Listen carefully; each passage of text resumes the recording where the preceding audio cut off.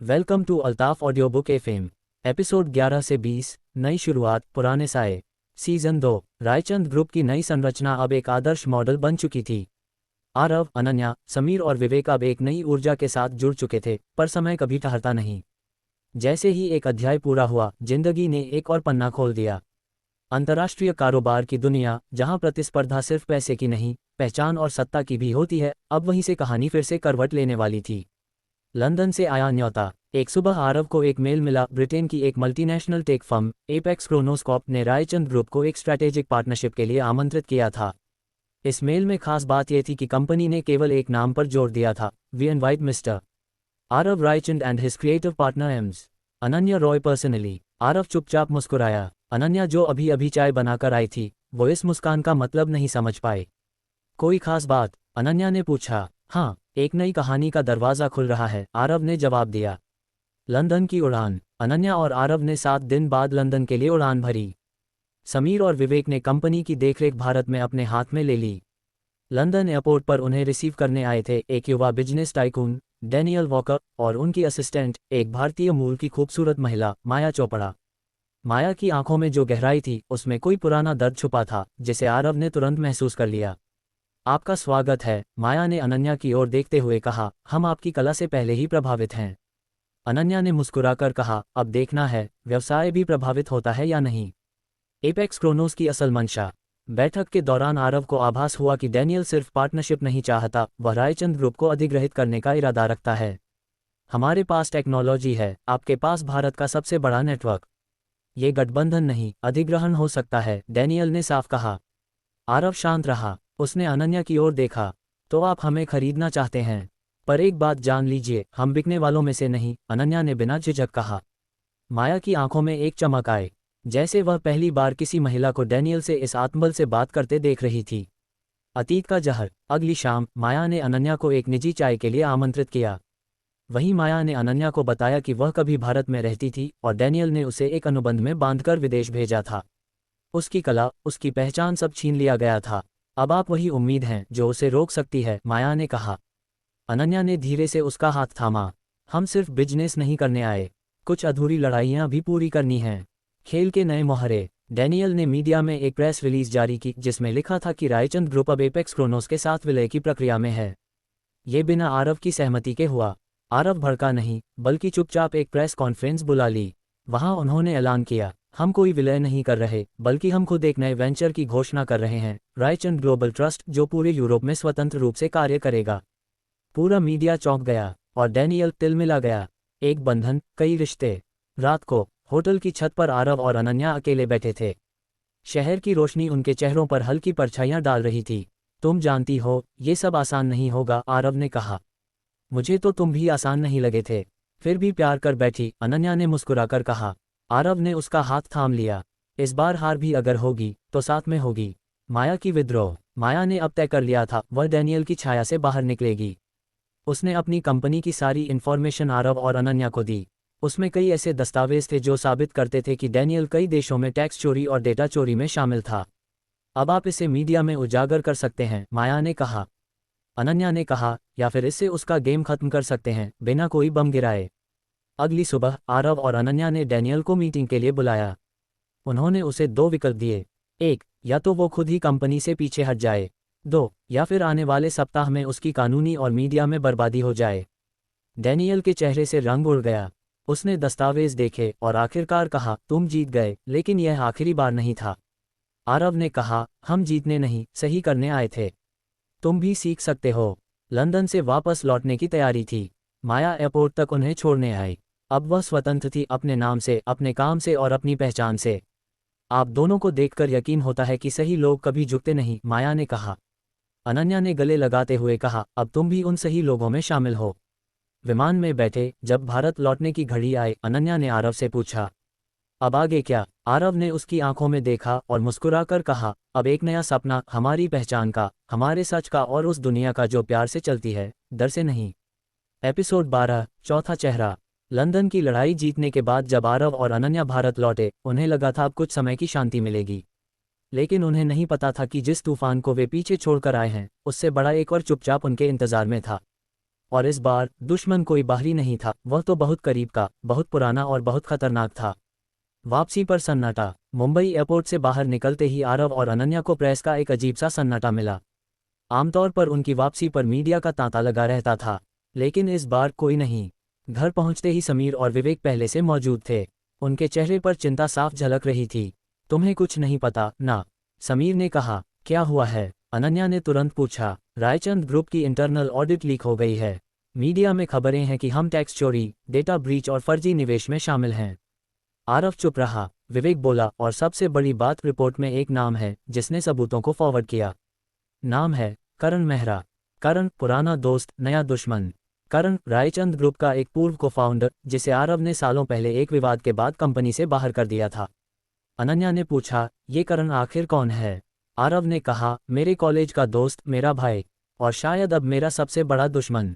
Media की अदालत। सभी न्यूज़ चैनलों पर आरजीटी स्कैम ब्रेकिंग न्यूज़ बन गया था। हर जगह आरव को दोषी दिखाया जा रहा था। अनन्या को कलाकारों के सोशल मीडिया से आलोचना मिल रही थी कि वह एक घोटालेबाज की साथी है। एक इंटरव्यू में करण ने कहा, रायचंद ग्रुप अब लोगों का भरोसा खो चुका है। मैं सच लाया हूँ। आरव शांत था, लेकिन विवेक और समीर टूटने लगे थे। पुरानी फाइलें, छुपे हुए पन्ने। अनन्या ने तय किया वह खुद ऑडिट की फाइल्स देखेगी। 3 रातें उसने बिना सोए पुराने रिकॉर्ड्स खंगाले। उसे मिला एक अनजान ट्रांजैक्शन जो करण के नाम से जुड़ा था, लेकिन आरव के दस्तखत उसमें मौजूद थे। ये क्या है? अनन्या ने आरव से पूछा। आरव ने सिर झुकाया। मैंने उस वक्त उस पर भरोसा किया था। साइन कर दिया, बगैर देखे। जनता की अदालत। अनन्या ने एक सोशल मीडिया लाइव किया पूरे देश के सामने। कभी कभी सबसे बड़ी गलती होती है अपनों पर आंख मूंद कर भरोसा करना।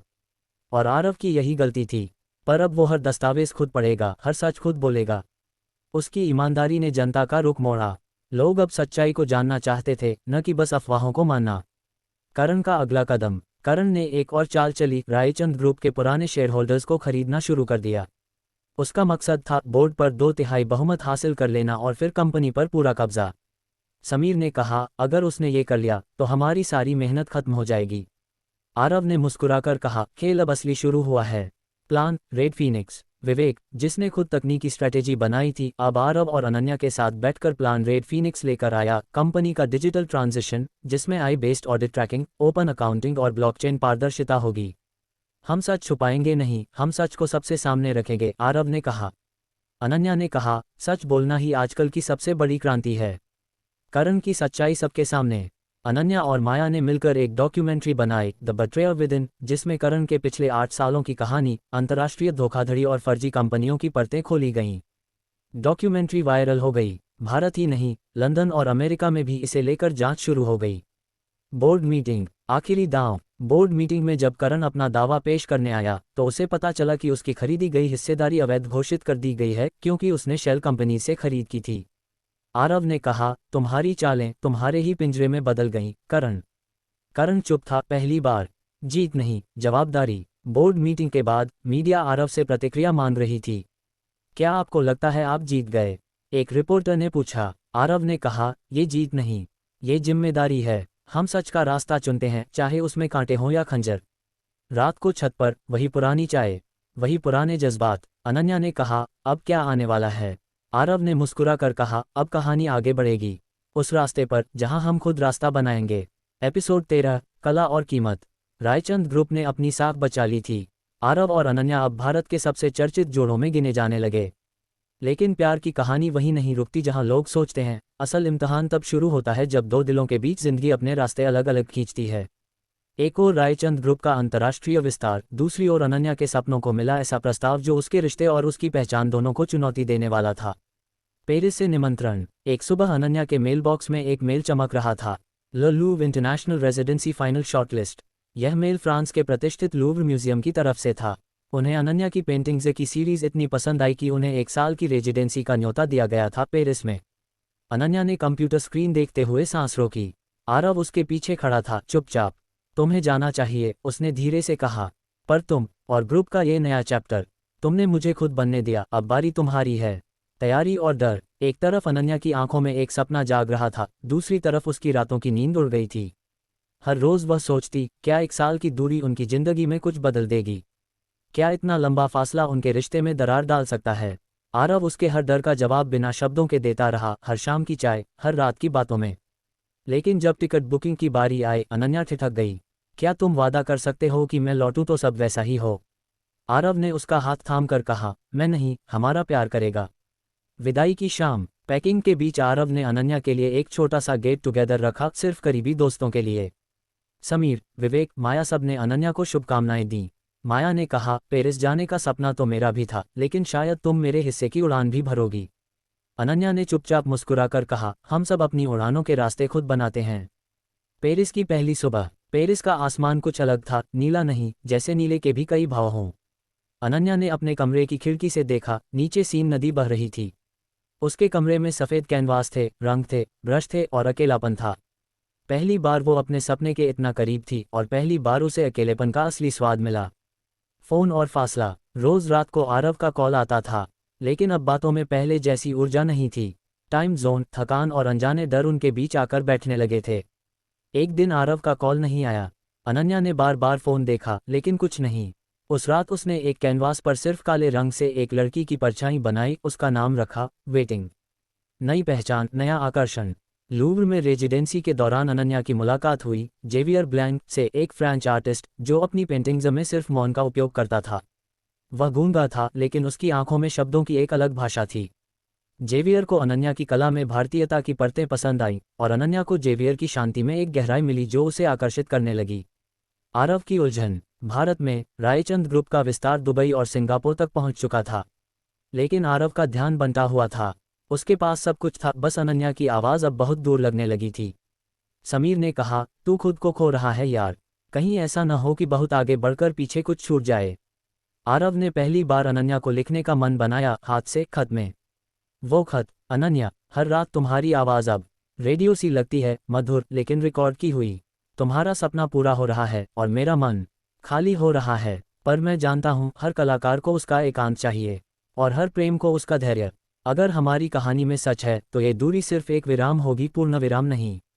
तुम्हारा, आरव। जेवियर का प्रस्ताव। एक शाम जेवियर ने अनन्या को अपनी नई प्रदर्शनी में बुलाया। वहां उसने पूरे हॉल में सिर्फ अनन्या की छवियां बनाई थीं, उसे पेंट करते हुए, खिड़की पर खड़े हुए, आंसू पोंछते हुए। फिर उसने एक कागज़ निकाला, अनन्या के लिए पेरिस में उसके साथ एक नया आर्ट हाउस शुरू करने का प्रस्ताव। अनन्या चौंकी, आंखों में एक तूफान आया। रात भर वह कैनवास के सामने बैठी रही। एक ओर आरव का खत था, दूसरी ओर जेवियर की आंखें। एक तरफ उसका अतीत था, दूसरी ओर एक संभावित भविष्य। आखिर सुबह उसने एक फैसला किया, उसने अपना सामान पैक किया। लेकिन उसने फ्लाइट पेरिस टू मुंबई की बुक की। मुंबई एयरपोर्ट पर आरव खड़ा था, उम्मीद में नहीं, सिर्फ आदत में। अनन्या बाहर निकली, वही नीला स्कार्फ, वही आंखें। क्या तुम अब भी चाय बनाते हो?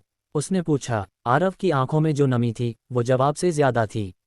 हमारे बीच कला थी, दूरी आए, प्रस्ताव आए, पर कीमत सिर्फ एक चीज़ की थी, साथ की। और मैं वो देने आई हूँ। जब आरव और अनन्या ने फिर एक साथ जिंदगी की पटरी पर कदम रखा, उन्होंने नहीं सोचा था कि अगला मोड़ उन्हें फिर उसी चेहरे के सामने ला खड़ा करेगा, करण मेहरा। एक कॉर्पोरेट परियोजना जिसमें दुश्मन दोस्त बनकर नहीं, मजबूरी बनकर लौटता है। पर क्या एक साझा प्रोजेक्ट पुराने जख्मों को भर सकता है या नई चालों की शुरुआत करेगा? दुबई का प्रस्ताव। रायचंद ग्रुप को संयुक्त अरब अमीरात की सरकार से प्रस्ताव आया था, दुबई में एक स्मार्ट सिटी प्रोजेक्ट में भागीदारी का। ये प्रोजेक्ट एशिया और यूरोप के शीर्ष 3 कॉर्पोरेट घरानों के सहयोग से होना था। अनन्या ने कागज़ पढ़ते हुए कहा, तीसरा पार्टनर कौन है?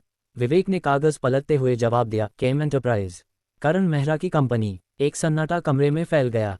मीटिंग का पहला दिन। दुबई मरीना में ग्लास टॉवर की ऊंचाई से नीचे देखती अनन्या ने पूछा, हम ये कर रहे हैं ना?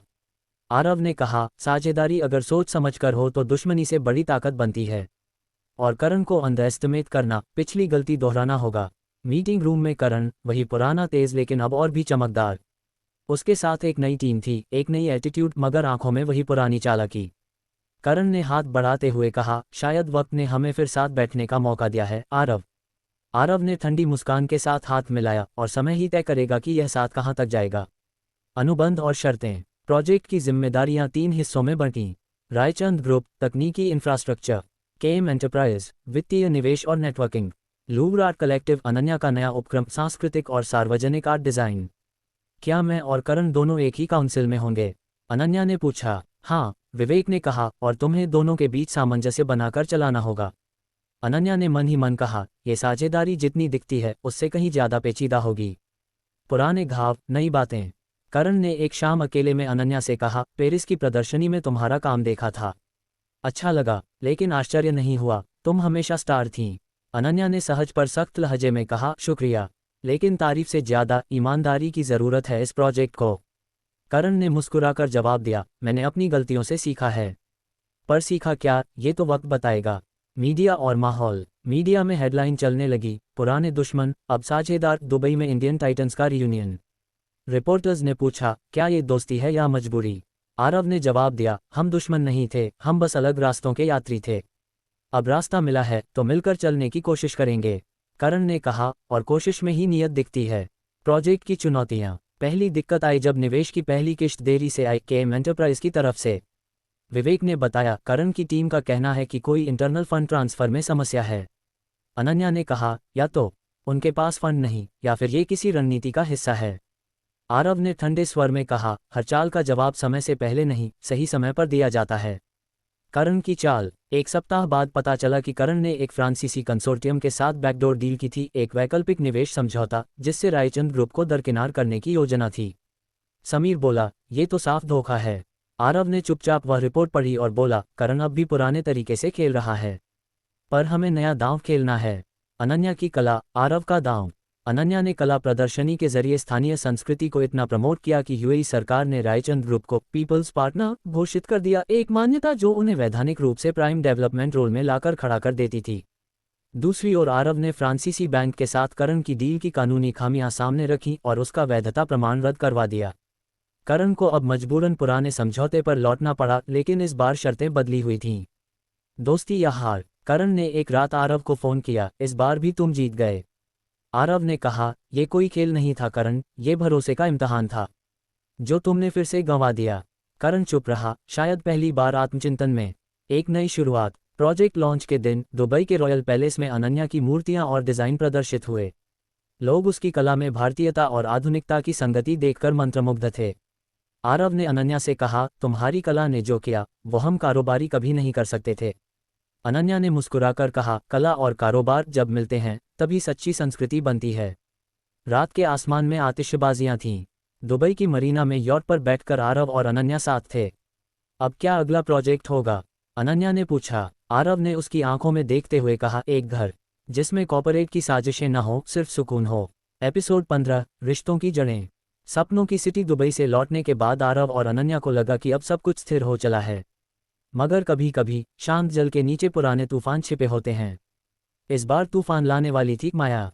उसका अतीत, उसकी खामोशियां और एक ऐसा सच जो रायचंद परिवार की जड़ें हिला सकता था। वापसी का स्वागत। मुंबई एयरपोर्ट पर अनन्या की मां, समीर और कंपनी के कुछ लोग उनका इंतजार कर रहे थे। समीर ने कहा, तो आखिर हमारी सुपर कपल की सुपर वापसी हो ही गई। पेरिस से दुबई होते हुए अब मुंबई। माया ने गले लगाते हुए अनन्या से कहा, बहुत बदल गई हो। अब तो आंखों में भी पेंटिंग्स नजर आती हैं। अनन्या ने हंसकर कहा, पर कुछ रिश्ते ऐसे ही रहते हैं जैसे तुम। नई शुरुआत की प्लानिंग। रायचंद हवेली में एक छोटा सा समारोह रखा गया था। मीडिया, इंडस्ट्री पार्टनर्स और करीबी दोस्तों के बीच आरव और अनन्या ने एक नई योजना घोषित की। रा कलेक्टिव, एक ऐसा संस्थान जो युवा कलाकारों और उद्यमियों को एक साझा मंच देगा। आरव ने मंच से कहा, हर कामयाब कहानी के पीछे कोई न कोई सपना होता है, हमारा सपना अब दूसरों को उड़ान देना है। तालियों की गूंज में माया चुपचाप पीछे बैठी थी। उसकी आंखें नम थीं, अनकहा डर। एक रात अनन्या ने देखा कि माया उसकी डायरी पढ़ रही थी, पुरानी स्केचबुक जो वह पेरिस से लाई थी। माया चौंकी, फिर धीमे से बोली, इन स्केचों में जो खालीपन है वो मुझे खुद सा लगता है। अनन्या ने पूछा, क्या बात है माया, तुम्हारी आंखों में कोई बोझ है? माया ने रुखाई से कहा, कुछ बातें अतीत में ही ठीक रहती हैं। रहस्य की दस्तक। एक शाम आरव को एक गुप्त फैमिली लॉ फाइल मिली जो उनके दादा की पुरानी संपत्ति से जुड़ी थी। उस फाइल में एक नाम दर्ज था, Maya Kashyap, are under confidentiality clause. Vivek चौंका, क्या माया हमारे परिवार से जुड़ी है? आरव ने तुरंत जांच शुरू करवाई। माया की कहानी। आरव ने माया को सामने बिठाकर पूछा, ये नाम, ये दस्तावेज, क्या ये सच है कि तुम मेरे दादा की संतान हो? माया कुछ पल चुप रही, फिर बोली, हाँ, मैं तुम्हारे दादा और एक कलाकार की बेटी हूँ। मेरी माँ एक थिएटर आर्टिस्ट थी, पर समाज और विरासत में मुझे सिर्फ कलंक कहा गया। मैं बड़े होकर सिर्फ एक नाम बनना चाहती थी, माया, बस माया। किसी की परछाई नहीं। अनन्या की आंखों में पानी था। तुमने हमें क्यों नहीं बताया? क्योंकि मैं दोस्त बनना चाहती थी, रिश्तेदार नहीं। और तुम्हारे साथ मेरी जगह दोस्ती में थी, खून में नहीं। पारिवारिक तूफान। समाचार बाहर आ गया। रायचंद परिवार की गुप्त बेटी माया सामने आई। बोर्ड मीटिंग में हंगामा हुआ। कई शेयरहोल्डर्स ने सवाल उठाया, क्या माया अब दावे करेगी? क्या वह रायचंद असेट्स में हिस्सा मांगेगी? माया ने एक सार्वजनिक बयान में कहा, मैं कुछ नहीं चाहती, न संपत्ति न नाम, सिर्फ इतना कि मेरे अतीत को मेरी पहचान मत बनाए। आरव का फैसला। आरव ने एक मीटिंग बुलाई और कहा, अगर माया इस ग्रुप की हिस्सेदार नहीं भी होती तो भी मैंने उसे रा कलेक्टिव का पार्टनर बनाना था, क्योंकि उसकी प्रतिभा, उसका संघर्ष और उसकी नजरिया इस ग्रुप को इंसानी बनाता है। अनन्या ने उसका हाथ थामते हुए कहा, और रिश्ते खून से नहीं, भरोसे से बनते हैं। माया की कला प्रदर्शनी। आरव और अनन्या ने माया के लिए एक स्पेशल आर्ट शो आयोजित किया, in the shadows a voice. प्रदर्शनी में माया की परछाई आधारित इंस्टॉलेशंस ने सभी का दिल छू लिया। एक पत्रकार ने पूछा, क्या ये तुम्हारी कहानी है? माया ने मुस्कुराकर कहा, नहीं, ये हम सब की है, जो पहचान से ज्यादा प्यार को तरसते हैं। रा कलेक्टिव का लॉन्च। फाउंडेशन डे पर रा कलेक्टिव लॉन्च हुआ, पहला सहयोगी प्रोजेक्ट जिसमें माया, अनन्या और आरव तीनों ने हाथ मिलाया। संस्थान की टैगलाइन थी, कला, करुणा और क्रांति। लॉन्च इवेंट में अनन्या ने मंच से कहा, हमने सीखा है, जब दिल मिलते हैं तो रिश्ते पैदा होते हैं, और जब भरोसा जुड़ता है तो इतिहास बनता है। एक नई सुबह। हवेली की छत पर तीनों दोस्त बैठे थे, अनन्या, आरव और माया। हवा में शांति थी। माया ने कहा, शायद अब मैं पहली बार सांस ले रही हूं, बिना किसी डर के। आरव ने कहा, अब हम सिर्फ कहानी नहीं लिखेंगे, हम लोगों को कहानी बनने देंगे। एपिसोड 16, धोखे का चेहरा। जब रिश्ते बनते हैं तो दिल जुड़ते हैं, मगर जब कोई अतीत से निकलकर सिर्फ टूटे हुए हिस्सों को जोड़ने नहीं, उन्हें फिर तोड़ने लौटता है, तब कहानी में नया मोड़ आता है। इस बार कहानी में शामिल हो रहा है एक चेहरा जो आरव, अनन्या और माया तीनों के अतीत से जुड़ा है, लेकिन अब उनका भविष्य तय करने आया है। एक रहस्यमय निवेशक। रा कलेक्टिव के लॉन्च के एक सप्ताह बाद विवेक एक प्रस्ताव लेकर आया। एक नया निवेशक संस्था में 20% हिस्सेदारी चाहता है, विदेशी फंडिंग है, आयॉन कैपिटल नाम की कंपनी।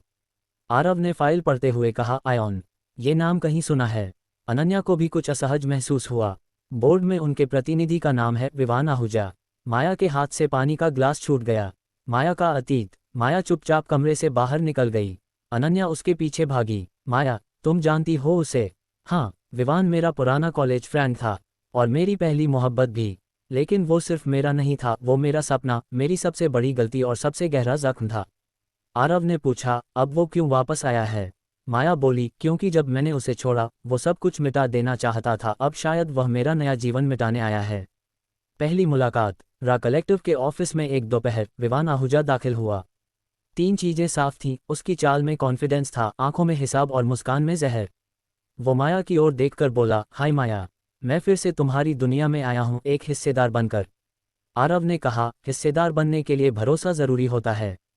विवान ने मुस्कुराकर जवाब दिया, और भरोसा तब आता है जब दिल के जख्म पुराने हो जाते हैं। मेरा अब भर चुका है, शायद तुम्हारा भी। मीडिया का खेल। कुछ ही दिनों में मीडिया में खबरें छपीं। रा कलेक्टिव में विदेशी निवेश, पुराने रिश्ते, नए जोखिम। क्या माया की कहानी फिर से दोहराई जा रही है? विवेक ने कहा, विवान ने अपने पीआर और मीडिया नेटवर्क को इस्तेमाल किया है, सब कुछ वैध है। लेकिन नीयत? आरव बोला, उसकी नीयत पता करने के लिए हमें पास नहीं, बहुत दूर देखना होगा। अनन्या और विवान। एक मीटिंग में अनन्या अकेली थी जब विवान उसके सामने आया। तुम अब भी वैसी ही हो, तेज लेकिन नर्म। शायद इसीलिए माया तुम्हें सब कुछ बताती है। अनन्या ने कहा, मैं जो सुनती हूँ, समझती भी हूँ, और अब तुम्हें समझ चुकी हूँ। माया से खेलना, रा से खेलना होगा, और यहाँ शतरंज में मात जल्दी मिलती है। विवान की आंखों में पहली बार अस्थिरता झलकी। रा में मतभेद। रा के फंडिंग मॉडल में बदलाव प्रस्तावित किया गया, जिससे विवान को विशेष वीटो अधिकार मिलते। बोर्ड मीटिंग में आरव ने विरोध किया, हम कला और क्रांति के लिए आए हैं, किसी कॉर्पोरेट साजिश के लिए नहीं। विवान ने जवाब दिया, और बिना संसाधन के क्रांति किताबों में ही अच्छी लगती है। माया ने कहा, तुम संसाधन नहीं हो, बीमारी हो, और हम तुम्हें फैलने नहीं देंगे। राज खुलते हैं। विवेक ने रा की नई शाखा के लीज डॉक्यूमेंट्स की जांच की। एक प्लॉट दुबई की जमीन से जुड़ा मिला, जहां करण मेहरा का पुराना नाम सामने आया। आरव बोला, तो ये सब विवान और करण की मिलीभगत है? ये दुबई से ही प्लान शुरू हुआ था। अनन्या ने कहा, अब ये सिर्फ संस्था नहीं, हमारा भविष्य दांव पर है। जवाबी हमला। माया ने रा के अगले शो को कला नहीं, एक खुलासा बना दिया। The face behind the shadow, जिसमें उसकी कला में विवान के झूठ, उसके निवेश की गहराई और उसके पीछे छिपी कंपनियों की परतें उजागर की गईं। अंत में एक लाइव ऑडियो प्रोजेक्शन में माया की आवाज़ थी। कला सिर्फ रंगों से नहीं बनती, हिम्मत से बनती है। और जब कोई तुम्हें तोड़ना चाहे तो अपने टूटे टुकड़ों से उसे आईना दिखाओ। वापसी का फैसला। प्रदर्शनी के बाद रा की गवर्निंग काउंसिल ने विवान की फंडिंग अस्वीकार कर दी। करण की छद्म कंपनियों पर कानूनी जांच शुरू हुई। रा कलेक्टिव ने अपने पुराने लोकल इन्वेस्टर्स को दोबारा जोड़ा। आरव ने माया से कहा, अब तुम सिर्फ हमारी साझेदार नहीं, हमारे परिवार की रीढ़ हो। माया ने गले लगाते हुए कहा, और अब मैं किसी अतीत की परछाई नहीं, एक नई सुबह की शुरुआत हूँ। एपिसोड का अंत। एक अंधेरे कमरे में करण और विवान एक स्क्रीन पर रा की जीत देख रहे थे। करण बोला, तो ये भी नाकाम हो गया, पर अगला प्लान तैयार है, और इस बार कोई और मोहरा होगा। विवान बोला, शतरंज में राजा देर से चलता है, लेकिन जब चलता है सब बदल देता है। एपिसोड 17, घर का भेदी। जब दुश्मन बाहर हो तो लड़ाई सीधी होती है, लेकिन जब अपना ही कोई अपनों के खिलाफ हो तो हर कदम एक भूल भुलैया बन जाता है। रा कलेक्टिव की जीत के बाद सब कुछ शांत लग रहा था, पर तूफान तो अब शुरू हुआ था, और इस बार दुश्मन आरव के घर के अंदर छिपा था। रायचंद हवेली में नई सुबह। अनन्या, आरव और माया अब पहले से ज्यादा नजदीक हो गए थे। हवेली के बगीचे में बैठकर वे रा कलेक्टिव के विस्तार की योजना बना रहे थे। आरव ने कहा, अब हम दिल्ली, कोलकाता और जयपुर में भी शाखाएं खोल सकते हैं। माया, तुम जयपुर वाली देख सकती हो। माया मुस्कुराई, मैं तैयार हूँ, और इस बार मैं सिर्फ एक शाखा नहीं, एक विशन संभालना चाहती हूँ। सब खुश थे, लेकिन उनकी बातचीत एक खिड़की से कोई और सुन रहा था। रुद्र रायचंद, आरव का सौतेला चाचा। रुद्र की सोच। रुद्र रायचंद, दादाजी के छोटे बेटे, जो हमेशा कंपनी के बाहर ही रखे गए थे। कारण था उनका अति महत्वाकांक्षी स्वभाव और व्यवसाय के नैतिक मूल्यों की अनदेखी। उन्होंने खुद को हवेली से अलग कर लिया था, लेकिन अब रा कलेक्टिव की सफलता और विरासत के आसपास मंडराता हर नाम उन्हें जलाता था। रुद्र बोले, ये आरव अब कंपनी का नहीं, पूरे परिवार का चेहरा बन चुका है। लेकिन एक नाम जो इतिहास में मिटा नहीं, वो है रुद्र रायचंद। एक नया समझौता। रुद्र ने एक गुप्त बैठक की और उसमें शामिल था करण मेहरा। हाँ, वही करण जिसे आरव ने दुबई में हराया था। करण ने कहा, तुम्हारे पास नाम है, मेरे पास चालें, मिलकर खेलें। रुद्र ने कहा, मैं सिर्फ चेहरा नहीं, तख्त बदलना चाहता हूं, और तुम्हें मोहरा नहीं, सहयोगी बनाऊंगा। हवेली में हलचल। रुद्र कलेक्टिव में बोर्ड सदस्य के नाते एक मीटिंग में शामिल हुए। वह वर्षों से निष्क्रिय थे, लेकिन उन्हें पारिवारिक ट्रस्ट के जरिए वोटिंग राइट्स थे। मीटिंग में उन्होंने कहा, मैं चाहूंगा कि अब ग्रुप का चेयरमैन बदला जाए, युवा सोच के साथ साथ अनुभव भी जरूरी है। बोर्ड में खामोशी छा गई। आरव बोला, अगर अनुभव में स्वार्थ छिपा हो तो वो दिशा नहीं देता, भड़का देता है। माया की चिंता। माया को अचानक पुराने फंड ट्रांजैक्शंस में गड़बड़ी मिली। कुछ फाइल्स अचानक सिस्टम से गायब थीं। उसने अनन्या से कहा, यह कोई अंदरूनी काम है, और सिर्फ कोई जानकार ही यह कर सकता है। अनन्या ने कहा, क्या तुम सोच रही हो जो मैं सोच रही हूँ? माया बोली, हाँ। रुद्र। पारिवारिक दरार। हवेली में एक रात्रि भोज के दौरान आरव ने रुद्र से सीधा सवाल पूछा, क्या आप रा में हिस्सेदारी बढ़ाकर कोई निजी एजेंडा साधना चाहते हैं? रुद्र मुस्कुराए, मैं सिर्फ परिवार की विरासत को सही दिशा देना चाहता हूं, और तुम्हारी दोस्त मंडली अब इस घर को चला रही है। अनन्या ने सख्ती से कहा, हम दोस्त नहीं, विश्वास की बुनियाद हैं, और इस घर का नाम बचाने के लिए खून जरूरी नहीं, नियत चाहिए। कागजों का खेल। रुद्र ने कंपनी के ट्रस्ट डॉक्यूमेंट्स को बदलवाने की कोशिश की। उन्होंने एक पुराने वकील के जरिए फर्जी संशोधन करवाया, जिससे उन्हें आपातकालीन फैसलों में वीटो पावर मिल सके। लेकिन माया, जो अब रा के ऑपरेशन हेड के रूप में नियुक्त हुई थी, ने समय रहते बदलाव रोक दिया। मैंने हर डॉक्यूमेंट डिजिटल सिग्नेचर से सुरक्षित किए थे। आपको झूठ बोलने से पहले टेक्नोलॉजी सीखनी चाहिए, चाचा। करण की चाल। करण, जो अभी तक पर्दे के पीछे था, अब सामने आया। उसने एक डिजिटल आर्ट स्कैम को अंजाम देने की योजना बनाई, जिसमें रा कलेक्टिव का नाम इस्तेमाल होना था। आरव और अनन्या को खबर मिली कि उनके नाम से एनएफटीएस और आर्टवर्क ब्लॉकचेन पर लिस्ट हो रहे हैं, और फर्जी थे। अनन्या ने कहा, ये नाम, ये स्टाइल करण ही कर सकता है। आरव की योजना। आरव ने आरपीएस टेक टीम के साथ मिलकर एक डिजिटल ट्रेसिंग सिस्टम लॉन्च किया, जिससे हर आर्टवर्क और फाइल की प्रामाणिकता को सत्यापित किया जा सके। उन्होंने एक प्रेस कॉन्फ्रेंस बुलाई और रा डिजिटल इंटीग्रिटी सिस्टम का अनावरण किया। हम सिर्फ कला नहीं, उसके पीछे की सच्चाई भी दिखाते हैं। प्रेस कॉन्फ्रेंस के बाद रा को फिर से एक क्लीन चिट मिली, मगर रुद्र की चालें अब भी जारी थीं। करण और रुद्र दोनों नए मोहरे ढूंढ रहे थे। आरव ने हवेली की बालकनी से देखा, शहर की रोशनी में कुछ अंधेरे चेहरे अब भी नजर आ रहे थे। माया बोली, अब हम सिर्फ रा नहीं, एक आंदोलन बन गए हैं। अब हमारी हार नहीं, हमारी नीयत सवालों के घेरे में होगी। आरव ने जवाब दिया, और इसलिए अगला कदम हमें पहले से बड़ा, पहले से सच्चा लेना होगा। एपिसोड 18, सीमाओं से परे। जब एक सपना शहर की सीमाएं पार करता है तो वह सिर्फ एक परियोजना नहीं, एक पहचान बन जाता है। रा कलेक्टिव अब भारत से बाहर कदम रख चुका है, लेकिन विदेश की जमीन पर एक अनदेखा अतीत, एक दबा हुआ रहस्य और एक नई चुनौती उसका इंतजार कर रही है। लंदन का निमंत्रण। रा कलेक्टिव को लंदन के आर्ट फेयर में हिस्सा लेने का निमंत्रण मिला। यह एक वैश्विक प्लेटफॉर्म था जहां दुनिया की सबसे नामी कला संस्थाएं हिस्सा लेती थीं। माया ने कहा, यह सिर्फ एक आर्ट शो नहीं, हमारी विरासत को वैश्विक पहचान देने का मौका है। अनन्या के चेहरे पर अजीब सी खामोशी थी।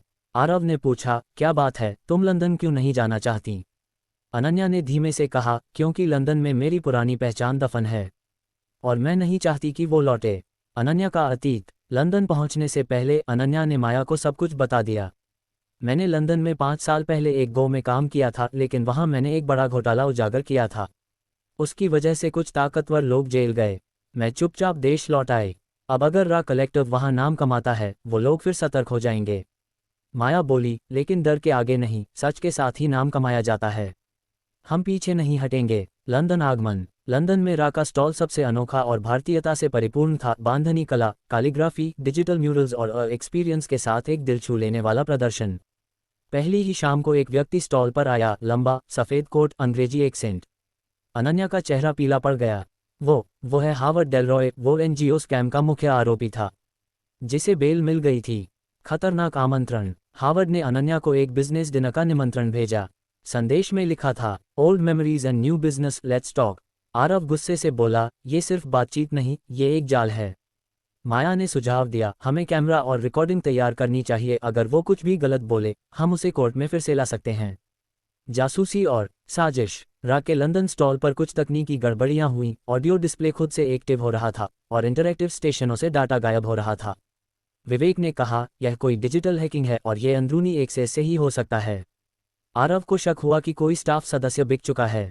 हावर्ड का हमला। डिनर मीटिंग में हावर्ड ने अनन्या से कहा, तुम्हारा यह नया संस्थान बहुत सुना जा रहा है, लेकिन क्या तुम जानती हो एक छोटी सी बदनामी कैसे सब बदल देती है? अनन्या ने जवाब दिया, तुम्हारी धमकियों का वजन अब कानून उठाएगा। ये 5 साल पहले की अनन्या नहीं है। माया और आरव ने एक गुप्त पुलिस अधिकारी को मीटिंग के दौरान सब रिकॉर्ड करने भेजा था। हावर्ड की धमकियां अब साक्ष्य बन चुकी थीं। रा की जीत। रा कलेक्टिव का लंदन आर्ट फेयर में स्टॉल सबसे ज्यादा विजिटेड रहा। उसे सस्टेनेबल और कल्चरल इनोवेशन अवार्ड से नवाजा गया। बैक स्टेज, अनन्या ने ट्रॉफी उठाते हुए कहा, हमारा अतीत हमें परिभाषित नहीं करता, लेकिन हमारे फैसले हमें नई पहचान देते हैं। वापसी पर नया मोड़। भारत लौटते ही उन्हें एक खत मिला। रा के दिल्ली ऑफिस पर इनकम टैक्स रेड हुई थी। आरव ने कहा, यह अचानक नहीं हुआ, ये योजना है। हावर्ड या करण में से किसी की साजिश होगी। माया बोली, और अब अगला मोहरा भारत के सिस्टम में लगाया गया है। रा का सामना। अगले कुछ दिन जांच में बीते, लेकिन रा की पारदर्शिता और डिजिटल इंटीग्रिटी सिस्टम के कारण उन्हें क्लीन चिट मिल गई। रा के लिए यह एक और बड़ी जीत थी, लेकिन अब वे जान चुके थे, हर जीत के साथ एक और दुश्मन खड़ा होता है। एक सरकारी ऑफिस में एक शख्स एक बंद फाइल खोलता है, उस पर लिखा है, रा कलेक्टिव, नागरिक प्रभाव और राजनीतिक नेटवर्किंग पर विशेष निगरानी। वह आदमी कैमरे की ओर देखता है, राजन रंधावा। अब मैं देखूंगा कि कला कब तक सरकार की नज़रें झेलती है और कब झुकती है। एपिसोड 19, सत्ता की साजिश।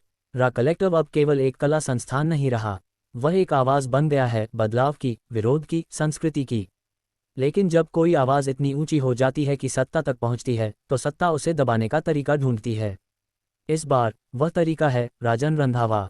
एक नई निगरानी। भारत लौटने के बाद रा के सभी बड़े शहरों के ऑफिस में लगातार सरकारी विभागों की जांच शुरू हो गई। अनन्या ने नोट किया कि सोशल मीडिया पोस्ट्स को अचानक शैडो बैन किया जा रहा है। माया बोली, हमने किसी कानून का उल्लंघन नहीं किया, ये तो डिजिटल सेंसरशिप है। विवेक ने कहा, हमें एक साइबर जर्नलिस्ट से जानकारी मिली है, सरकार ने रा के खिलाफ एक सॉफ्ट सर्वेलेंस प्रोग्राम शुरू किया है। इसे चलाता है राजन रंधावा।